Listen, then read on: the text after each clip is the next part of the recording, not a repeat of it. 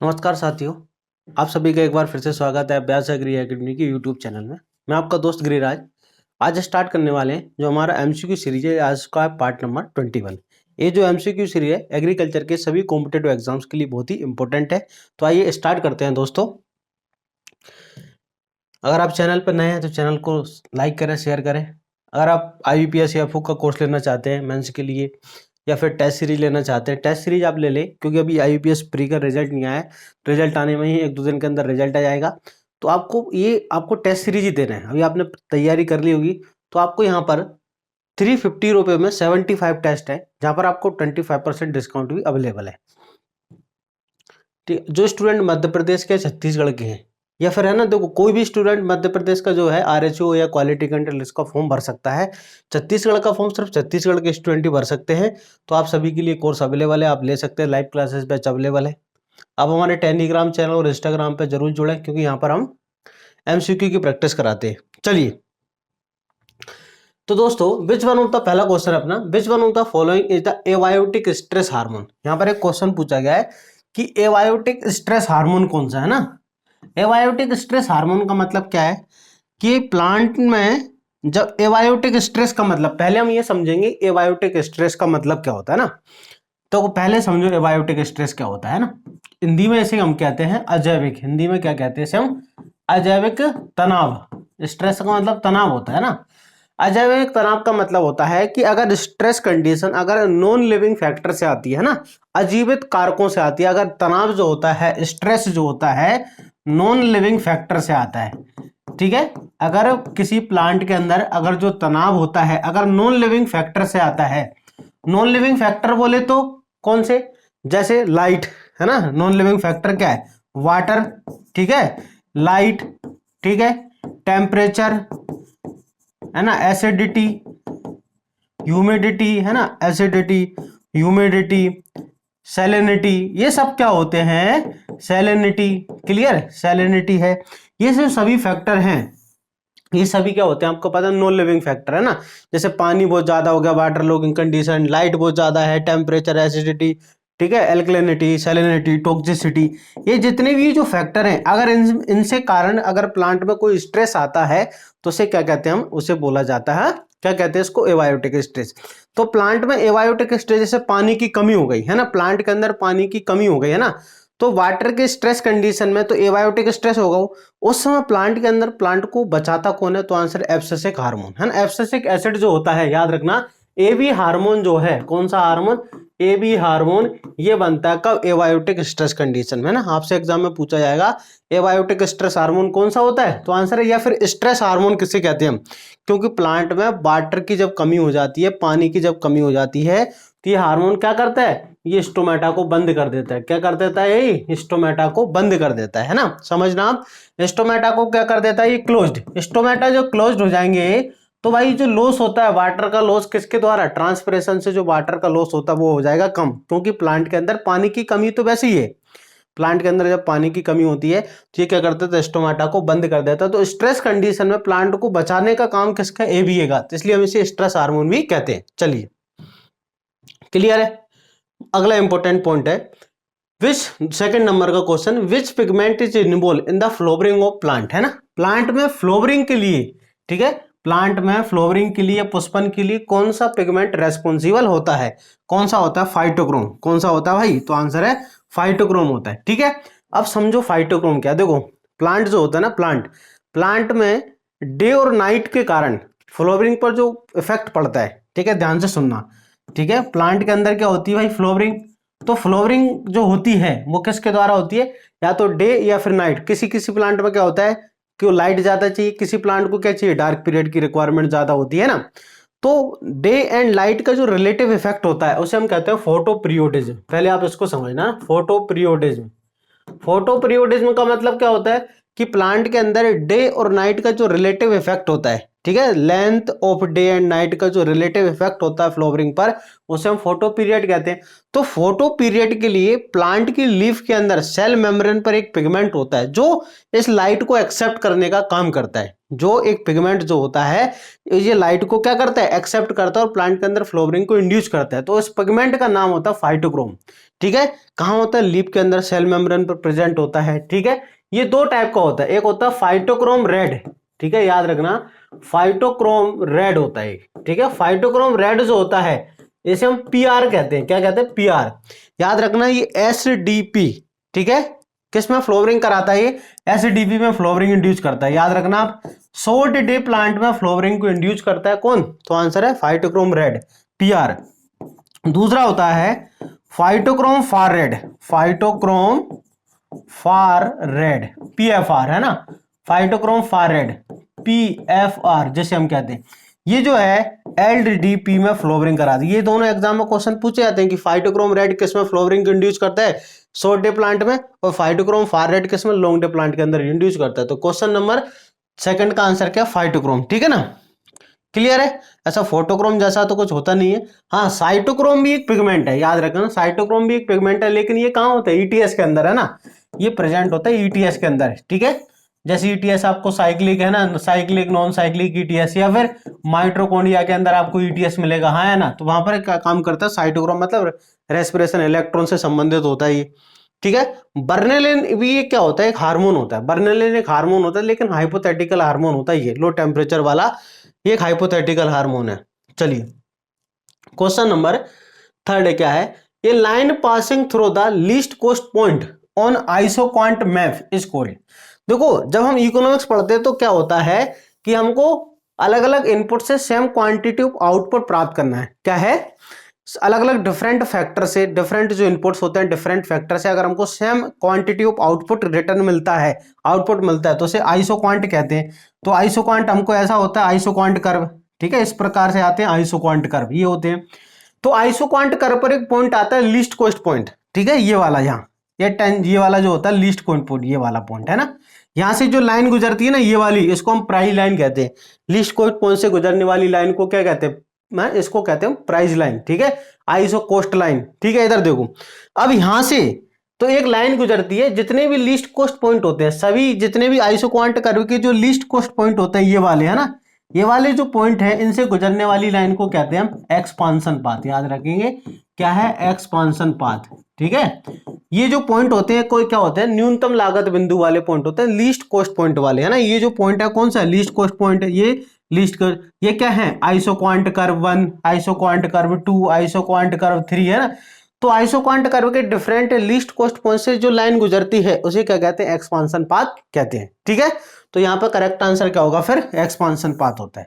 चलिए आगे चलते हैं, क्वेश्चन नंबर 4 है, when average product is greater than marginal product the relative elasticity of production. क्या पूछा है कि AP average product is greater than MP, then EP क्या होगा। ठीक है, इस कंडीशन ईपी लेस देन 1 होता है। क्यों, ईपी का फॉर्मूला क्या होता है, ईपी का फॉर्मूला होता है एमपी अपॉन एपी। ईपी का फॉर्मूला क्या होता है, ये होता है ना। अब यहां पर बोल रहा है कि ईपी जो है एमपी से ज्यादा, मतलब नीचे वाली संख्या ज्यादा है ऊपर वाली कम है, तो उस कंडीशन में क्या होगा, more than, sorry less than 1। Answer क्या होगा, लेस देन 1 होगा। ठीक है ना, अगर ऐसा होता, अगर ऐसा होता कैसा कि MP is greater then AP, ठीक है, एमपी जो होता मार्जिनल प्रोडक्ट है, मार्जिनल एवरेज प्रोडक्ट से ज्यादा होता, तो यहां पर ईपी क्या होता है, ग्रेटर देन 1। इस कंडीशन ईपी क्या होता है, इस कंडीशन ईपी लेस देन 1। अगर ये दोनों बराबर होते तो ईपी कितना होता, 1। ठीक है, अगर एमपी बराबर 0 होता तो ईपी भी कितना होता, फिर 0। तो आप है ना याद रख लेना, अगर एमपी बराबर एपी तो ईपी बराबर कितना होता है, फिर ईपी बराबर कितना होता है हमारा, 1 होता है ना, याद रख, ईपी बराबर 1 होता है। अगर एमपी बराबर 0 तो ईपी भी कितना होगा, 0 होगा। चलिए क्वेश्चन नंबर 5 है, leghemoglobin is a pigment present in, तो आंसर है root nodule of the leg है। कहां था भाई, लेग्यूम्स जो क्रॉप्स होती हैं, तो लेग्यूम्स की क्रॉप्स में आपको पता है क्या होता है, लेग्यूम की क्रॉप्स में इस प्रकार से आपको रूट्स मिलेगी, डाइकोट रूट है ना। तो लेग्यूम क्रॉप्स जो रूट्स होती हैं उनके अंदर रूट नोड्यूल्स होते हैं ना, जो नाइट्रोजन फिक्सेशन करती हैं, आपको पता है क्या करती है, नाइट्रोजन फिक्सेशन। तो नाइट्रोजन फिक्सेशन करने वाली जो क्रॉप्स होती है उनके अंदर रूट नोड्यूल्स होते हैं। रूट नोड्यूल्स के अंदर क्या होता है? तो आंसर है यहाँ पर लैग हीमोग्लोबिन एक होता है पिंक कलर का, है ना, lag haemoglobin. Lag haemoglobin red और पिंक कलर का होता है, जो कि रेस्पिरेशन में हेल्प करता है, ऑक्सीजन के ट्रांसपोर्टेशन में हेल्प करता है। तो root nodules of leghemoglobin present होता है। क्वेश्चन नंबर अगला है हमारा, क्वेश्चन नंबर क्या है? 6। Which one project was started in the year 1948? 1948 के अंदर कौन सा प्रोजेक्ट स्टार्ट हुआ है? तो एटावा पायलट प्रोजेक्ट, है ना, अल्बर्ट मेयर ने एटावा पायलट प्रोजेक्ट। तो इसका करेक्ट आंसर तो क्या हो गया हमारा? Albert Mayer. ठीक है, अभी जो अल्बर्ट मेयर हैं इन्होंने स्टार्ट किया है। क्लियर है? देखो एक क्वेश्चन आया था अभी एफसीआई का एग्जाम हुआ था, एफसीआई के अंदर एक क्वेश्चन आया था कि नीलोखरी, एक क्वेश्चन ये था कि वो कौन सा प्रोजेक्ट है, ठीक है, जहां पर 7,000 पाकिस्तानियों का, है ना, क्या किया गया था, रिएबलाइजेशन, उनको पाकिस्तान से लाकर भारत के अंदर बसाया गया था 7,000, है ना। तो नीलोखरी प्रोजेक्ट 1948, है ना, कब? 1948 एस के डे, याद रखना, एस के डे, ठीक है, जहां पर 7,000 पाकिस्तानियों का रिएबलाइजेशन किया गया था, तो उनको पुनर्वास किया गया था। ठीक है, तो 1948। गुड़गांव प्रोजेक्ट 1920 भाई, एफ.एल. ब्राइन, है ना, एफ.एल. ब्राइन। ठीक है, मार्थम प्रोजेक्ट स्पेंसर 1921, स्पेंसर हैच, ठीक है, स्पेंसर हैच। ठीक है, और सेवाग्राम प्रोजेक्ट महात्मा गांधी, है ना, कौन? महात्मा गांधी, महात्मा गांधी। ठीक है, बर्दा जिसे हम कहते हैं, 1920। चलिए क्वेश्चन नंबर 7 है, the amount of rice bran used in fish feed, है ना। राइस ब्रेन क्या होता है? देखो, जब हम ब्राउन राइस को व्हाइट राइस में कन्वर्ट करते हैं, ब्राउन जो होता है ना, ब्राउन राइस जो होता है छिलका वाला, है ना, उसको हम किस में? व्हाइट राइस में कन्वर्ट करते हैं। ठीक है, तो कौन सी प्रोसेस होती है? मिलिंग। कौन सी होती है? मिलिंग प्रोसेस, है ना, मिलिंग प्रोसेस होती है। तो ब्राउन से व्हाइट में बदला जाता है, मतलब भाई ये तो हस्क्ड होता है, उसको अनहस्क्ड में बदला जाता है। तो उस समय जो भाई राइस का जो बाई प्रोडक्ट निकलता है उसको हम राइस ब्रेन कहते हैं। ठीक है, इस मिलिंग प्रोसेस में जो बाई प्रोडक्ट निकलता है उसको हम राइस ब्रेन कहते हैं। ठीक है, तो इसका बहुत ज्यादा यूज किस में करते हैं? पोल्ट्री फीड और फिश फीड के अंदर। तो फिश फीड के अंदर कितना परसेंट होता है? 32% इसका यूज होता है। ठीक है, चलिए इसके बाद, the highest dose of which fertilizer is given to banana through the fertigation. Fertigation का मतलब क्या होता है? देखो, फर्टिगेशन का मतलब होता है कि ड्रिप के साथ इरिगेशन, है ना, ड्रिप प्लस फर्टिलाइजर, है ना, फर्टिलाइजर एप्लीकेशन। ठीक है, ड्रिप के साथ क्या करना? फर्टिलाइजर एप्लीकेशन, तो फर्टिगेशन। तो बनाना में कौन सा फर्टिलाइजर डाला जाता है? तो आंसर पोटास। कौन सा? पोटास फर्टिलाइजर फर्टिगेशन से ज्यादा डाला जाता है। Question number 9, which one of the following medicinal plant is known as the laxative medicinal plant? ये 2020 के अंदर पूछा था आईपीएसएफओ के अंदर, है ना, आईपीएसएफओ में पूछा हुआ है 2020 के अंदर कि भाई मेडिसिनल लैक्सेटिव, लैक्सेटिव का मतलब इसबगोल क्या होता है कि किसमें हेल्प करता है? ये हेल्प करता है किसमें? कब्ज वगैरह, पेट संबंधी जो बेकार हो जाते हैं उसको दूर करने के लिए इसका यूज किया जाता है। Question number 10, what is the Capone? Capone किसे कहते हैं? तो कैपोन क्या होता है? जो स्टेराइल, ठीक है, जो अपना क्या कहते हैं, स्टेराइल चिकन होता है। स्टेराइल चिकन का मतलब, अगर हम क्या कर देते हैं, मेल जो होता है ना, आपने सुना होगा जिसको हम बधियकरण करते हैं, स्टरलाइजेशन की प्रोसेस होती है, तो जो मेल चिकन होता है, ठीक है, उसे क्या बोला जाता है? कैपोन। और जो स्टेराइल बुल होता है, अगर आपसे कभी पूछा है कि स्टेराइल बुल को क्या बोलते हैं, तो बुलक, है ना, स्टेराइल क्या बोलते हैं? बुलक कहते हैं ना। ठीक है, स्टेराइल बक मतलब क्या होता है? स्टेराइल बक को क्या कहते हैं? बक मतलब होता है भाई मेल जो होता है, गोट, मेल गोट होता है कि नहीं, हाँ या ना? जो बकरा है जिसको हिंदी में हम बकरा कहते हैं, अगर कोई बकरा स्टेराइल है, ठीक है, अगर हमने उसको स्टेराइल बना दिया तो उसका नाम क्या हो जाता है फिर? ठीक है, तो उसका नाम वेदर। ठीक है, अगर रैम, तो आपको पता है मेल जो होता है सीप, उसे हम रैम कहते हैं ना, मेल सीप को तो रैम कहते हैं, लेकिन स्टेराइल मेल सीप को क्या कहते हैं? ठीक है, मेल को स्टेराइल जो है तो उसे क्या बोलेंगे फिर? उसको वीडर कहते हैं। क्या कहते हैं? वीडर। और स्टेराइल सुअर जो होता है ना, पिग, ठीक है, तो मेल पिग जो होता है, मेल पिग को तो हम क्या कहते हैं? मेल पिग को सोर कहते हैं। ठीक है, अब लेकिन स्टेराइल वाला तो उसको होग या स्टेज कहते हैं, याद रखना, होग या फिर स्टेज। ये मेल फीमेल की बात नहीं कर रहे, क्योंकि हम स्टेराइल किसको बनाते हैं? बधियकरण, स्टेरलाइजेशन किसका करते हैं? तो किसका करते हैं? मेल का करते हैं। ठीक है, चलिए इसके बाद है percentage of albumin in egg. Albumin जो प्रोटीन है भाई, ये एग के अंदर कितनी होती है? तो 56 से लेके 61% होती है। चलिए क्वेश्चन नंबर अगला है, question number 12, highest meat production state in India? तो आंध्र अपना यूपी। ठीक है, सबसे ज्यादा उत्तर प्रदेश। इसके बाद अगला है कल्टोइड एनालाइज है, कल्टोइड पैरालाइजेशन पोल्ट्री, पोल्ट्री के अंदर बीमारी होती है कल्टोइड पैरालाइसिस, तो आंसर विटामिन B2 की कमी से होती है। किससे? Vitamin B2, riboflavin. Which is the heaviest cow breed in the world, सबसे ज्यादा हैवी कौन सी होती है? HF हॉलैंड की, सबसे ज्यादा मिल्क देने वाली हैवीएस्ट कौन सी होती है? हॉलैंड की है, तो मोस्ट इंपोर्टेंट है ना हैवीएस्ट, या फिर जिसको हम कहते हैं भारी होती है, सबसे ज्यादा दूध देने वाली कौन सी होती है? HF। ब्राउन स्विस कहाँ की है? स्विट्जरलैंड की, ठीक है ना। रेड सिंधी कहाँ की है? पाकिस्तान की। गिर कहाँ की है? इंडिया, गुजरात की। और हरियाणा कहाँ की? हरियाणा की डुअल पर्पज है ना, ये डुअल पर्पज है। रेड सिंधी गिर जो होती है ना, रेड सिंधी गिर, ये दोनों क्या होती है भाई? डेयरी मिल्ची ब्रीड होती है, ठीक है, या फिर डेयरी ब्रीड होती है। हरियाणा ये डुअल पर्पज ब्रीड है। कैसी है? डुअल पर्पज ब्रीड है, ठीक है। चलिए आगे बढ़ते हैं। नेक्स्ट क्वेश्चन है अपना, नेक्स्ट क्वेश्चन है क्वेश्चन नंबर 15।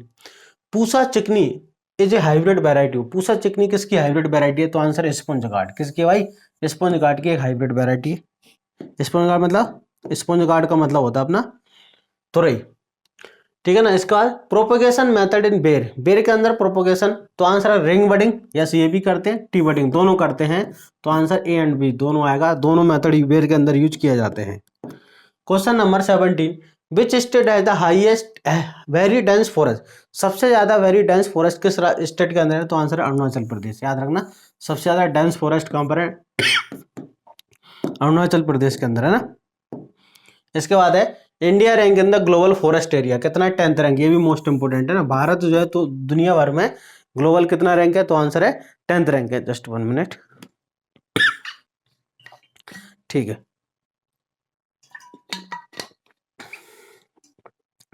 हाँ अभी देखो फॉरेस्ट से आपसे एग्जाम में किस तरह से क्वेश्चन आएंगे। एक क्या क्वेश्चन आएगा, हाँ ये पूछा जा सकता है आपसे क्या, कि इंडिया के अंदर भाई टोटल फॉरेस्ट एरिया कितना, कितना परसेंट ज्योग्राफिकल रीजन का ना, तो कितना होता है? 21.67% है ना, टोटल ज्योग्राफिकल में भाई फॉरेस्ट है ना। अगर हम इसमें ट्री कवर को भी शामिल कर लेते हैं, किसको? ट्री कवर को भी शामिल कर लें, तो जो कि लगभग 2.89% है, तो ये हो जाएगा हमारा कितना? फॉरेस्ट प्लस ट्री, तो ये आएगा 24.56% है ना, ये लगभग इतना हो जाएगा। चलिए क्वेश्चन नंबर 19 है। क्वेश्चन नंबर 19 क्या है कि which statement is incorrect about the nitrate fertilizer, है ना। नाइट्रेट फर्टिलाइजर के बारे में कौन सा स्टेटमेंट इनकरेक्ट है, ये बताना अपने को, है ना। अब देखो कौन सा स्टेटमेंट है, पहला पढ़ते हैं। जैसे हाईली मोबाइल इन सोइल, बिल्कुल सही है। क्या नाइट्रेट फर्टिलाइजर हाईली मोबाइल होते हैं? वहां बिल्कुल सही है। सुटेबल फॉर टॉप ड्रेसिंग, बिल्कुल सही है। Nitrate fertilizer are basic in residues, बिल्कुल सही है। नाइट्रेट फर्टिलाइजर एसिड, ये गलत है, इनकरेक्ट पूछा ना, तो आंसर यही है। High loss of nitrate fertiliser by leaching and denitrification, ये भी सही है। तो आंसर है कि nitrate fertiliser basic residual nature के होते हैं, एसिडिक के नहीं होते हैं। क्लियर है, तो यहाँ पर आंसर है 4th। What is the porosity percentage if the particle density soil 2.6 और बल्क डेंसिटी 1.3। देखो हमको निकालना है पोरोसिटी, तो हम निकालते पहले परसेंट सोलिड स्पेस, है ना। परसेंट सोलिड स्पेस निकालने के लिए BD अपॉन बल्क डेंसिटी, है ना, क्या? Bulk density upon particle density into 100। तो बल्क डेंसिटी कितनी दी यहाँ पर इन्होंने? बल्क डेंसिटी, ठीक है, ये है बल्क डेंसिटी, है ना, तो 1.3 और पार्टिकल डेंसिटी 2.6 इंटू 100। तो इसको काटेंगे तो लगभग कितना? 0.2 बार कटेगा, है ना, आधा बार। 13 दूनी 26 होता है ना। अगर इसको काटेंगे अपन तो ये 2 बार, है ना, तो इसको इसको यहाँ पर करेंगे तो आएगा 50। कितना आएगा? तो परसेंट सोलिड स्पेस, है ना, परसेंट सोलिड स्पेस जो आएगा, परसेंट सोलिड स्पेस कितना आएगा? तो आएगा 50%, है ना। इसको अपने को निकालना है परसेंट पोरोसिटी, तो परसेंट पोरोसिटी को क्या करो? इसको 100 में से माइनस कर दो, है ना। 100 माइनस जो परसेंट सोलिड स्पेस आया है, इसको क्या कर दो? सोलिड स्पेस को माइनस, कितना है? तो 100 माइनस 50, तो कितना आएगा? 50। तो आंसर यहाँ पर परसेंट पोरोसिटी कितना आ गया अपना? तो याद रखना 50%। इस प्रकार से कैलकुलेट किया जाता है। क्वेश्चन नंबर अगला है, हीमोरेजिक सेप्टिसीमिया एक बीमारी होती है पशुओं के अंदर बैक्टीरिया से, है ना। Hemorrhagic septicemia vaccine first time developed in the India by which institute. तो आंसर है IBRI। हीमोरेजिक सेप्टिसीमिया एक बीमारी होती है पशुओं के अंदर, ठीक है, किसके द्वारा होती है? तो इसका आंसर है किसके द्वारा होती है? मतलब बैक्टीरिया से होती है। तो इसका जो वैक्सीन है सबसे पहले IBRI के द्वारा बनाया गया 1923-24 के अंदर। चलिए क्वेश्चन नंबर अगला है, single most cultural shellfish in the world, तो आंसर है ठीक है सी गिगास। ये एक प्रकार की ओस्टर होता है, क्या होता है, एक प्रकार का ओस्टर होता है, ठीक है। तो सबसे ज्यादा ये क्या इसका पालन किया जाता है वर्ल्ड के अंदर। Multiple effect of single gene, ये मोस्ट इंपोर्टेंट है। Multiple effect of single gene is known है, इसे हम कहते हैं प्लियोट्रोपी। क्या बोलते हैं, प्लियोट्रोपी। क्या होता है, प्लियोट्रोपिक जीन ऐसी जीन होती है जो एक से ज्यादा कैरेक्टर को कंट्रोल करती है, ठीक है। एक से ज्यादा जनरली क्या होता है, एक जीन सिंगल कैरेक्टर को कंट्रोल करती है, लेकिन जब एक जीन एक से ज्यादा कैरेक्टर को कंट्रोल करे, इफेक्ट करे, तो उसे क्या कहते हैं, तो उसे हम कहते हैं प्लियोट्रोपिक जीन। क्या कहते हैं, प्लियोट्रोपिक जीन कहते हैं। इसके बाद rain is a root stock used as a propagation of the which of the following. तो भाई सबसे ज्यादा ये जो है रेन जो होता है रूट स्टॉक, इसका यूज किस में करते हैं, तो आंसर सपोटा। किस में करते हैं हम, सपोटा के अंदर, बिल्कुल। चलिए question number 25, Mangala is the important variety of किसका, अरेकनट। मंगला किसकी एक इंपोर्टेंट वेराइटी है, तो आंसर है सुपारी की, अरेकनट की एक इंपोर्टेंट वेराइटी है। क्वेश्चन नंबर 26, एक क्वेश्चन एग्जाम में बहुत पूछता है ना।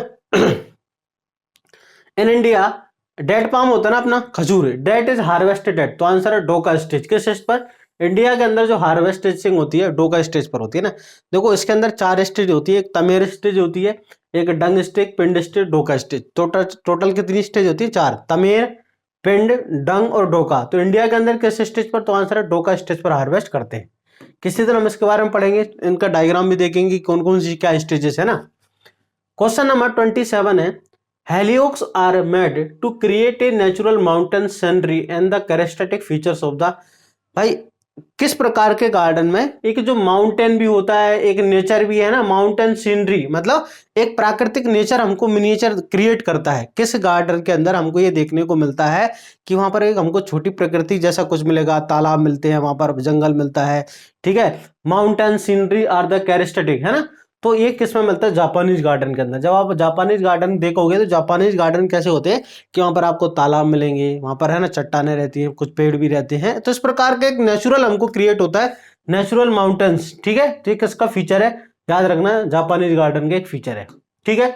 फंड फॉर 2020-21 फॉर, ठीक है, MOVCDR क्या होता है, देखो मिशन फॉर, याद रखना है ना, मिशन फॉर, ठीक है, mission for organic value chain development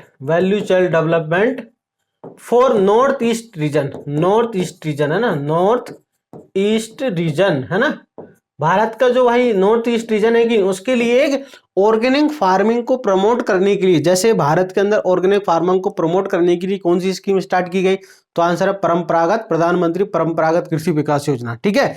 उसी प्रकार जो नॉर्थ ईस्ट स्टेट है वहां पर ऑर्गेनिक फार्मिंग को प्रमोट करने के लिए कौन सी scheme, mission for organic value chain development for north east region, ठीक है, 2015 के अंदर स्टार्ट की गई है। तो मोस्ट इंपोर्टेंट क्वेश्चन क्या है कि भाई 2020-21 के अंदर इसको कितना फंड दिया गया था, इस स्कीम को, है ना। तो आंसर है 175 करोड़ है, कितना, 175 करोड़ रुपए इसको दिए गए थे। Agri clinic agri business centre सन 2002 के अंदर स्टार्ट हुआ है, तो आंसर है। इसके बाद क्वेश्चन नंबर 30, प्रधानमंत्री मत्स्य संपदा योजना कब स्टार्ट हुई, तो आंसर 10 सितंबर 2020 को, है ना। मोस्ट इंपोर्टेंट क्वेश्चन है, आने के चांसेस ज्यादा है, इसको अच्छे से पढ़ना। IPS के लिए ना भाई फिशरी सेक्टर पर गवर्नमेंट बहुत ध्यान दे रही है, तो आपको इसको अच्छे से पढ़ के जाना है ना।